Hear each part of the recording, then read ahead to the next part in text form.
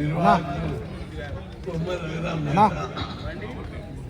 Tiger Chamakura రాజు, KV Goud, Vishwanath Chowdary, Vemula Kondal Goud, Bablu Goud, Srinivas Goud, Uma Yadav, Yuvraj ఈ కార్యక్రమానికి సహకారం అందించినటువంటి సమర్థులు, మంచి బీసీ కమిట్మెంట్ తోటి పోరాడుతున్నటువంటి నాయకులు పుత్తూరు వెంకటేశ్వర గౌడ్, అక్క ఈశ్వరమ్మ యాదవ్ గారికి, ఆమె ఎవరు పార్టీలు ఏంటి లెక్క చేసి బీసీ అంటే ఓపెన్ గా వచ్చి అందరికి ఫోన్లు చేసి బీసీని గెలిపియండి డాషింగ్ ఐరన్ లేడీ ఈశ్వరక్క గారికి, సూర్యన్న వేమనయ్య గౌడ్ గారికి, ఇంకా సూర్యరాజు గారికి, ఇంకా చాలా మంది పెద్దలను చూసేస్తారు. అదేవిధంగా ఈ కార్యక్రమానికి వచ్చిన పెద్దలు గౌరవనీయులు BC political JAC chairman Balaraju Goud గారికి, వైస్ చైర్మన్ దుర్గయ్య గౌడ్ గారికి, ఐలి వెంకన్న గౌడ్ గారికి, ఇంకా చాలా మంది మన Varaganti Venkateswara Goud fire brand leader అయినా ఇక్కడనే కాదు సెక్రటరియట్ లో మనకు హాస్టల్ పెట్టాలి, గురుకులాలు పెట్టాలి, ఫీజు రియంబర్స్మెంట్ పెట్టాలన్నప్పుడు ఆయన డేర్ను ప్రాక్టికల్ గా చూడాలి.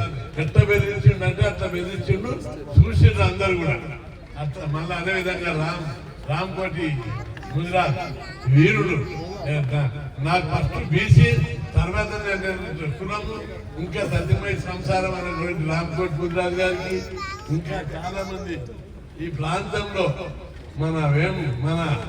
ఈ ప్రాంతంలో చాలా అంజి గారు ఉన్నారు, యువజన సంఘం ప్రెసిడెంట్ జీలపల్లి అంజి గారికి, అదేవిధంగా మళ్ళా ఇంకా చాలా మంది బిడ్డ సత్యం ఈ మధ్య చాలా యాక్టివ్ గా అనేక కార్యక్రమాలు తీసుకొని పోరాడుతూ ఉద్యమాలు చేసి బీసీ వాదాన్ని ముందుకు తీసుకెళ్తున్నటువంటి బిడ్డ సత్యం గారికి, జయహింద్ గౌడ్ గారికి, శారద గౌడ్ గారికి, fire brand advocate leader Sharada Goud గారికి, ఇంకా ఈ కార్యక్రమానికి అనేక మంది వివిధ సంఘాలందరూ కూడా పెద్దలందరూ వచ్చారు.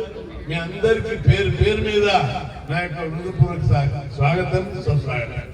ఈ కార్యక్రమాన్ని చాలా బ్రహ్మాండంగా నిర్వహించి బీసీ వాదానికి కొత్త నిర్వచనం ఇచ్చే విధంగా గుంటూరు వెంకటేష్ గౌడ్ ఇప్పుడే కాదు, ఇక్కడ ఈ ప్రాంతంలో 25 ఏళ్ల కింద 5,000 మందితో మీటింగ్ పెట్టినటువంటి ఘనత గుంటూరు వెంకటేష్ గౌడ్. అయోధ్యలో పెట్టాడు, ఉపయోగ బహిరంగ సభ పెట్టాడు, అందరూ ఆశ్చర్యపోయారు. ఈ ప్రాంతంలో బీసీ అని భయపడే పరిస్థితులు ఉంటే అత్యంత ధైర్య సాహసాలతో జనాన్ని సమీకరించి పెడితే అందరు నివ్వెరపోయారు. మరి చాలా మంది నాయకులు ఉన్నారు, వాళ్ళందరికీ నేను విజ్ఞప్తి చేస్తున్నా, ఈ కార్యక్రమం ద్వారా మంచి ఒక బీసీ వాదానికి ఊపిరి వచ్చారు. దీన్ని ముందుకు తీసుకుపోతున్నందుకు నేను పేరున అభినందిస్తున్నా. కొత్త దృక్పథం మనము ఇట్లా ఎంతవరకు చేసేది ధర్నాలు, ర్యాలీలు, ప్రదర్శనలు. ఇప్పటి వరకు 14,000 ప్రోగ్రాంలు చేసినాం. బహిరంగ సభలు, సెమినార్లు, కుల సంఘాలు, ధర్నాలు, ర్యాలీలు. కానీ ఇది కొత్త దృక్పథము. ఇది చాలా మంచి భావజాలాన్ని తీసుకుపోతుంది. మనుషుల మధ్య, సంఘాల మధ్య ప్రేమ, అనురాగం, సుహృద్భావం నిలబడుతుంది. అందుకు నిర్వాహకులకు నేను ప్రత్యేకంగా అభినందిస్తున్నా. ఈ కార్యక్రమాన్ని ఇంకా జిల్లాలలో కూడా ఇది ఆదర్శంగా తీసుకొని అందరూ నిర్వహించాలని చెప్పి నేను ఈ సందర్భంగా గుర్తు చేస్తున్నాను. ఈరోజు ఎవరు అవునన్నా కాదన్నా బీసీ వాదం బ్రహ్మాండంగా కలిగింది. దీని వెనుక చాలా మంది పెద్దలు, చాలా మంది పోరాటాలు, చాలా మంది నాయకుల త్యాగాలు, సంసారాన్ని వదిలి, డబ్బులు వదిలి జాతి కోసం పోరాడినటువంటి నాయకులు వందల సంఖ్యలో ఉన్నారు. ఈ వనస్థలిపురం ఈ ప్రాంతంలో ఉన్నటువంటి నాయకులు చాలా మంది, చాలా కమిట్మెంట్. ఎల్బీ నగర్ అంటే బీసీల అద్దెలాగా తయారైంది. కాబట్టి ఈ ప్రాంతంలో జనభోజనాలు పెట్టి అందరికి రాష్ట్రానికి ఆదర్శమైన ఈ కార్యక్రమం అన్ని జిల్లాలకు విస్తరిస్తుందని చెప్పి నేను మీకు గుర్తు చేస్తున్నాను. అప్పుడే ఈ ప్రోగ్రాం గురించి కరీంనగర్ వాళ్ళు అడిగారు, సంగారెడ్డి వాళ్ళు అడిగారు, వికారాబాద్ వాళ్ళు మేము కూడా పెడతామని రేట్లు ఉండేది. కాబట్టి ఈ కార్యక్రమం చాలా ఆకర్షితులైన చాలా మంది. దీని ద్వారా మరింత ప్రేమ, మరింత అప్యాయత, మన మధ్య పరస్పర అవగాహన, ఐకమత్యానికి దారితీస్తుంది. దీని ద్వారా బీసీ ఉద్యమం మరింత బలపడుతుందని చెప్పి మీకు ఈ సందర్భంగా గుర్తు చేస్తున్నా. రాజకీయాలు మాట్లాడని అందరి దగ్గర మనం అన్ని రాజకీయ పార్టీలను మనకు అనుకూలంగా మార్చుకొని పని తీసుకోవాలి. నేను ప్రతి ఉద్యమంలో ఎవరికి ఇచ్చలేదు, పని తీసుకున్నాను. హాస్టల్ పెట్టాలని ఉద్యమాలు చేసినా హాస్టల్ ఎట్లా సాధించాలి. దేశంలో ఎక్కడ లేని విధంగా 6,000 హాస్టల్ 2 తెలుగు రాష్ట్రాలు ఉన్నాయి.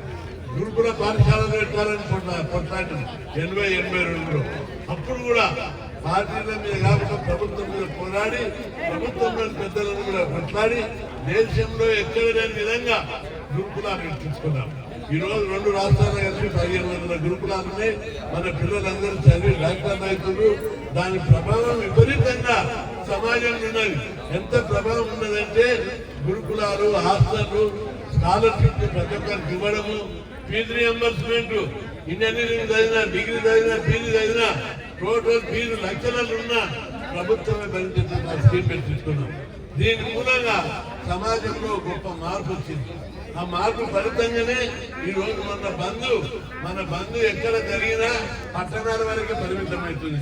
ఒకసారి మనం రివ్యూ చేసుకోవాలి, మన బలాన్ని కూడా అంచనా వేసుకోవడానికి ఇది ఉపయోగపడుతుందని ఈ పద్ధతిలో మీకు కొంత సూచనలు ఇస్తున్నా. ఎందుకంటే మన బలం మొన్న ఎప్పుడు బంద్ జరిగినా పార్టీలు బంద్ చేసినా, మండల్ కమిషన్ అప్పుడు 2 సార్లు బంద్ చేశాం, మురళీధరరావు కమిషన్ అప్పుడు 2 సార్లు బంద్ చేశాం. ఇంత బ్రహ్మాండంగా అప్పుడు 60 బస్సులు కాలేదైనా, మండల్ కమిషన్ అప్పుడు 70 బస్సులు కాలిపోయినాయి. అప్పుడు 300 మంది మీద కేసులు పెట్టారు. వాళ్ళందరినీ 5,000 డిపాజిట్ ఇచ్చి ఇప్పించుకున్నాం. ఆ రోజు అంత పెద్ద ఎత్తున ఉద్యమాలు జరిగి బంధులు జరిగినా మొన్నటి బంధు పల్లెటూరులో కూడా దుకాణాలు బంద్ చేసి అందరూ చాలా బ్రహ్మాండంగా బంధు జరిపి బీసీల యొక్క ఐక్యతను దారితే పాదకుల గుండెలు అరిగిపోయాయి. అనేక రకాలుగా వాయమ్మో ఈ బంధువులు చూసిన తర్వాత ఈ కొడుకులు ఇప్పుడే ఇస్తున్నారు, మనం 42 వెళ్తే ఇంకా ఆగమైపోతున్నామని చెప్పి భయపడిపోయారు. కాబట్టి సోదరులందరికీ నేను విజ్ఞప్తి చేస్తున్నా, ఈ ఉద్యమం బలంగా విస్తరిస్తుంది. దీన్ని మరింత ముందుకు తీసుకుపోవాలి. మన పెద్దలు జయంత్ గౌడ్ గారు సినిమా తీశారు, చాలా త్యాగం చేశారు. అట్లగే మరిన్ని ఆలోచనలతోటి ఇంకా ఇద్దరు కూడా పెద్ద బాలరాజు గౌడ్ తన వ్యాపారాలను పక్కకు పెట్టి చాలా పెద్ద ఎత్తున బీసీ వాదం కోసం ఖర్చు పెట్టి బహిరంగ సభలు ఉద్యమాన్ని విస్తరించడానికి ముందుకు వస్తున్నారు. అందుకు ఆయన నేను అభినందిస్తున్నాను. కాబట్టి పెద్దలందరూ ఈ ఉద్యమాన్ని మరింత ముందు, ఇది అందరూ ఉద్యమం, ఏ ఒక్కటి కాదు, ఏ ఒక్కరికో ఈ పదం దక్కదు. మనం సైనికులం మాత్రమే, మనము అందరం ఈ ఉద్యమంలో సైనికులం. కాబట్టి ఈ ఉద్యమాన్ని మనం అందరం ముందుకు తీసుకుపోవాలి, ఇంకా త్యాగాలు చేయాలి. దీని మీద అనేక సార్లు రాంకోట ఒకసారి అమర నిరాహార చదువుతుంటే నేనే ఆపిన. పార్లమెంట్ లో బిల్లు పెట్టి చట్టసభలో రిజర్వేషన్ పెట్టినా ఇది జీవితం ఏంటిదన్నా, కానీ మసైపోతే బూడిలో బూడి కలుస్తుంది, మట్టి కలుస్తుంది, గాలిలో గాలి కలుస్తుంది. నేను ఈ జీవితాన్ని బీసీలకు అంకితం చేస్తాను చెప్తే నచ్చ చెప్తున్నాం. జీవించి పోరాడాలి. మురుగంటి వెంకటేశ్వర గౌడు అనేక సార్లు తెగించి పోరాడాడు. ఆయన నేను స్వయంగా చూశాను. ఫీజుల రియంబర్స్మెంట్ అప్పుడు, స్కాలర్షిప్ అప్పుడు, గురుకులాలు పెట్టేటప్పుడు లోకల్ బాడీ రిజర్వేషన్ ఇప్పుడు కాదని పెట్టింది. 84లోనే పోరాటం చేసినాం రామారావు పీరియడ్ లో. ఆయన 86లో 20 పెట్టారు. అది సరిపోదని మళ్ళా 5 పోరాటం చేస్తే విజయభాస్కర్ రెడ్డి 34 పెంచారు. సర్పంచులంతా కొత్తగా పెట్టించారు. ఇట్లా అంచెలంచెలుగా ఈ ఉద్యమం ఈ రోజు ఈ స్థాయికి వచ్చింది. ఈ ఉద్యమాన్ని చూసి అందరు ఇన్స్పైర్ అవుతున్నారు. మహారాష్ట్ర వాళ్ళు మన ఇద్దరు వచ్చారు. అన్నగారు మా దగ్గర కూడా నేను ఢిల్లీ పోయినప్పుడు ఉత్తరప్రదేశ్ వాళ్ళు కలిసారు, ఒరిస్సాలు కలిసారు, కర్ణాటకలు కలిసారు. వాళ్ళు చెప్పారు, మీరు బంద్ ఎట్లా చేసిందన్నా, మా దగ్గర రిజర్వేషన్ కొట్టేస్తే ఒక చిన్న ధర్నా కూడా చేయలేదు. తెలంగాణ చూసి దేశంలో బీసీలు అందరూ గర్వపడుతున్నారు. తెలంగాణ రక్తం అంత పవర్ఫుల్ ఉంది అని చెప్పి వాళ్ళందరూ చాలా గర్వపడుతున్నారు, ఆదర్శంగా తీసుకుంటున్నారు. కాబట్టి మనం ఇంకా దీన్ని విస్తరింపజేయాలి. మనం ఒక తెలంగాణ చేసిన ఇది ఈ ఉద్యమంలో ఈ సర్పంచులకే పరిమితం చేస్తున్నారు. రాజ్యాధికారంలో వాటా, పార్లమెంటులో బీసీ బిల్లు పెట్టి చట్టసభలో రిజర్వేషన్లు పెట్టిన దాకా ఈ ఉద్యమం ఆగదని చెప్పి రాజ్యాంగాన్ని సవరించాలి. ఎవరి కోసం సవరిస్తారు? మనల్లా 130 సార్లు రాజ్యాంగాన్ని సవరించారు. ఒక్కసారి కూడా దేశంలో ఉన్న 75 కోట్ల మంది బీసీల కోసం రాజ్యాంగాన్ని సవరించారా? ఈ వ్యవస్థలన్నీ చాలా మంది పెద్దలు పాజిటివ్గానే తీసుకుందాం. మన కేసు ఎప్పుడు అయినా హైకోర్టు కొట్టేస్తుంది, సుప్రీంకోర్టు కొట్టేస్తుంది, స్టే ఇస్తుంది అని అంటారు. నేను అన్నా సరే ఈ జీవో తీస్తే కొట్టేస్తుంది కరెక్ట్, కానీ దీన్ని అట్లా కాదు. ఇది ఏంటి ఉపయోగపడుతుంది? మన అవమానం పౌరుషానికి దారితీస్తుంది, కొట్లాటకు దారితీస్తుంది, ఉద్యమం ఉవ్వెత్తున పడుతుంది. అప్పుడు రాజ్యాంగ వ్యవస్థలు, కోర్టులు, పార్లమెంటులు, కేంద్ర ప్రభుత్వాలు, రాష్ట్ర ప్రభుత్వాలు, రాజకీయ పార్టీలు మన కాలకానికి దిగిరావాలి. అందుకోసమే ఈ ఉద్యమం. ఇవన్నీ కోసం ఎవరు ఇంటగలిస్తున్నా, ఇవన్నీ జాగ్రత్త బాగా ఇస్తున్నా. మన హక్కిది ప్రజాస్వామ్యం లోపల మన వాళ్ళ కోసం మనం కొట్లాడుతున్నాం. కాబట్టి ఎవరు అగ్రకులాలు 76 ఏళ్ళు మన వాటి అగ్రకులాలు తిన్నారు. అగ్రకులాలు బీసీల వాటి అగ్రకులాలే, అగ్రకులాల వాటి అగ్రకులాలు తిన్నారు. ఈ రోజు మనం ఏమడుగుతున్నాం? న్యాయం, ధర్మం అడుగుతున్నాం. మా వాట మనకు ఇవ్వని అడుగుతున్నాం. మన వాట ఇచ్చే వరకు ఖచ్చితంగా రాష్ట్రంలో అగ్గి మండియాలి. ఇక్కడ వచ్చిన నాయకులంతా ఏమాయనీలు, ఎవరికి మనము నాయకత్వం, అందరం నాయకులని. నేను ప్రతి ఒక్కరిని నాయకుడైనా తీరుస్తాను. కాబట్టి నాయకులు చాలా మంది కావాలి. ఇంకా ఒక్కరి నాయకత్వమే కాదు, ఆ క్రెడిట్ నాయకత్వమే కాదు, అందరి ఖాతాలో పడాలి, అందరూ నాయకులు కావాలి. అందరూ అనేక పదవులు ఉంటారు. మన రాజ్యాంగాలకు వచ్చే మంత్రులు ఉన్నారు, ముఖ్యమంత్రి ఉంది, గవర్నర్ ఉన్నారు, కేంద్ర మంత్రులు ఉన్నారు, ఎంపీలు ఉన్నారు, ఎమ్మెల్యేలు, చాలా పదవులు ఉన్నాయి. అన్ని మన పదవులని వాళ్ళే అనుభవించారు అగ్రకుల సోదరులు. ఇప్పటికి కూడా ఈ వ్యవస్థలో అగ్రకుల సోదరులకు కానీ రాజకీయ పార్టీలకు కానీ మంచిగా విజ్ఞప్తి చేస్తున్నాం. మేము శత్రువులం, మా అన్నదమ్ములం, భారత మాత ముద్దు బిడ్డలం. మా వాట మాకు ఇవ్వమని అడుగుతున్నాం. మా వాట ఇచ్చే వరకు ఈ పోరాటం ఆగదు. ఈ పోరాటంలో తెలంగాణ కోసం పోరాడారు మన సోదరుడు ఈశ్వరాచారి మన కోసం బలిదానం చేశారు. తప్పనిసరి ఆయనకు సమాజం అంతా కూడా ఆయనకు అండగా ఉంటుంది. ఆయనకు ఆల్రెడీ నేను ఫోన్ చేసి చెప్పాను ప్రభుత్వానికి, ఆయనకు జాగ్ ఇవ్వాలి, కుటుంబానికి గొడవ ఇవ్వాలి, ఈ విధంగా ఆదుకోవాలంటే వాళ్ళు వేరే వేరే విషయాలు చెప్పారు. కాదు ఖచ్చితంగా ఇచ్చే వరకు కూడా వదలాలి. ఇప్పుడు కూడా చెప్తున్నాం, సమయం సందర్భం వచ్చినప్పుడు వాళ్ళ కుటుంబాన్ని మనం అందరం మార్చుకుందాం. ఇంకా ప్రభుత్వ పరంగా కూడా తప్పనిసరి ఆలోచించినట్టు చేద్దాం. మన సోదరులకు నేను విజ్ఞప్తి చేస్తున్నాను. తెలంగాణ ఉద్యమం చేశారు మనమందరం. నాకేమొచ్చింది అని ఎవరైనా ఆలోచించారా? బలిదానం చేశారు.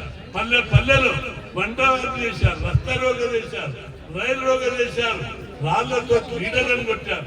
నేను లీడర్లను కొట్టమని చెప్పడం లేదు, కానీ కనీసం గిరా చేయండి, ఎమ్మెల్యే క్యాంపులు ముట్టడించండి. ఎందుకు? మా వాటా సార్. అరే ముఖ్యమంత్రులు మీరే, మంత్రులు మీరే, కేంద్ర మంత్రులు మీరే, ఎంపీలు మీరే, ప్రభుత్వాలన్నీ మీరే. మాకు సర్పంచులు అయితే కూడా మీరు ఓర్వరా? రెడ్డి జాగృతి వాళ్ళు మార్చుకోవాలి. అరే నాయన మీ వాళ్ళు అందరూ ఏదేరు, నాకు సర్పంచులు ఇస్తే కూడా మీరు రెడ్డి జాగృతి నుంచి కేసేస్తారా? మీరు కేసు వేయకపోతే ఈరోజు సేవకుడైనా 42% అమలు చేస్తుంది. అట్లాగే ఇక ముందు కూడా ఖచ్చితంగా కేసు ఓడిపోతుందని నేను అనుకుంటలేను.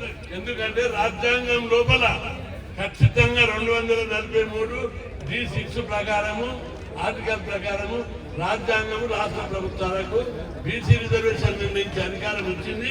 రాజ్యాంగంలో చదువుకుందాం మనం. అదేవిధంగా చట్టం, దాని ప్రకారం అసెంబ్లీలో చట్టం చేశారు. జడ్జిమెంట్ డెడికేటెడ్ కమిషన్ నియమించి సుప్రీంకోర్టు తీర్పు ప్రకారం కుల గణన చేశారు. అంటే న్యాయపరమైన, చట్టపరమైన, రాజ్యాంగపరమైన అవరోధాలు ఏమీ లేవు. మన డిమాండ్కు రాజ్యాంగం మద్దతు, అసెంబ్లీ చట్టం మద్దతు, కోర్టుల న్యాయం మద్దతు. కాబట్టి అపోహలన్నీ వీడి గట్టిగా వీళ్ళందరూ అగ్రకులాలు ఉన్నందుకే అన్ని స్థాయిలలో ఎమ్మెల్యేలు వాళ్ళే, మంత్రులు వాళ్ళే, ముఖ్యమంత్రులు వాళ్ళే, జడ్జీలు వాళ్ళే. కాబట్టి తప్పనిసరిగా మనకు వ్యతిరేకంగా కలగజేస్తుంది. అన్ని ధర్మము, న్యాయం మనది పుట్టే కూడా కేసు ఎందుకు వస్తుంది, ఎందుకు స్టే వస్తుంది. కాబట్టి మీరు ఆలోచించాలి. ఒక్కసారి అన్ని వ్యవస్థలను కురిపేస్తే, భయం పెడితే తప్పనిసరి దిగొస్తారని చెప్పి మీ అందరికి గుర్తు చేస్తున్నా. మండల్ కమిషన్ అప్పుడు మనం ఎంతో పెద్ద ఉద్యమం చేస్తే సుప్రీంకోర్టు రిజర్వేషన్లు చెల్లుతాయని తీర్పిచ్చింది. తప్పనిసరి అన్ని వ్యవస్థలు ఒక్క వ్యవస్థ చెప్తలేను. మన వాళ్ళందరూ భయపడతారు న్యాయ కోర్టులన్నీ మనం చేయబోతున్నాయి. ఏమి కాదు, ప్రజాస్వామ్యం తప్పనిసరి బందే జరిపినాం. ఇంకా ఇవన్నీ ఏంటి, మనకు న్యాయం కావాలని అడుగుతాం. అదే కోర్టులను న్యాయం కావాలని అడుగుతున్నాం. కాబట్టి మీరు న్యాయం ఇవ్వండి. ఇద్దరు జడ్జిలు ఉంటే ఒకసారి, హైకోర్టు తీర్పు ఒకసారి, సుప్రీంకోర్టు తీర్పు పోనా మనం కూడా.